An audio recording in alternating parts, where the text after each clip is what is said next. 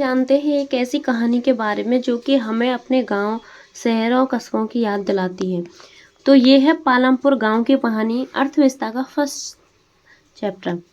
आलोचना में इस कहानी का उद्देश्य उत्पादन से संबंधित कुछ मूल विचारों से परिचय कराना है और ऐसा हम एक काल्पनिक गांव पालमपुर की कहानी के माध्यम से कर रहे हैं।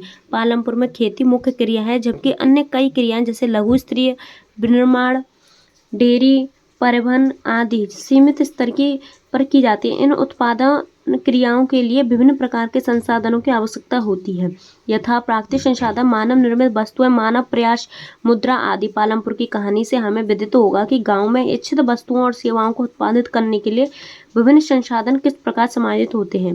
परिचय। पालमपुर आस पड़ोस के गाँव और कस्बों से भली भांति जुड़ा हुआ है। एक बड़ा गांव रायगंज पालमपुर से 3 किलोमीटर की दूरी पर। प्रत्येक मौसम में यह सड़क गांव को रायगंज और उससे आगे निकटतम छोटे कस्बे शाहपुर से जोड़ती है। इस सड़क पर गुड़ और अन्य वस्तुओं से लदी हुई बैलगाड़ियां, भैंस बग्गी से लेकर अन्य कई तरह के वाहन जैसे मोटरसाइकिल, जीप, ट्रैक्टर और ट्रक तक देखे जा सकते हैं।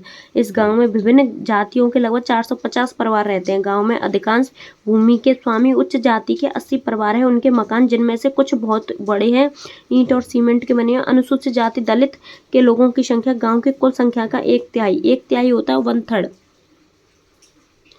1/3 के लोगों की संख्या गांव की कुल संख्या का 1/3 है और वे एक गांव के एक कोने में काफी छोटे घरों में रहते हैं, जिनमें से कुछ मिट्टी और फूस के बने हैं। अधिकांश के घरों में बिजली है।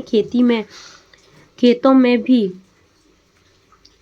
भी नलकूप बिजली से ही चलते हैं और इसका उपयोग विभिन्न प्रकार के छोटे कार्यों के लिए भी किया जाता है। पालमपुर में 2 प्राथमिक विद्यालय और एक हाई स्कूल है।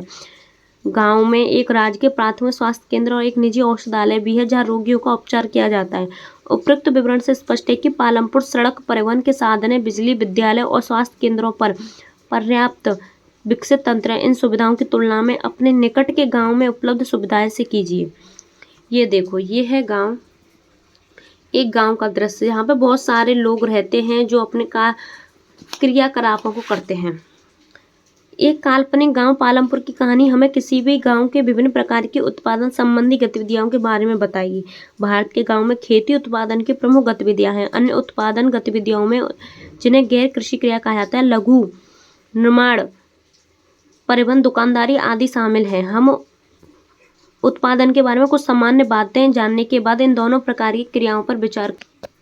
उत्पादन का संगठन। उत्पादन का उद्देश्य ऐसी वस्तुओं और सेवाएं उत्पादित करना है जिनकी हमें आवश्यकता है।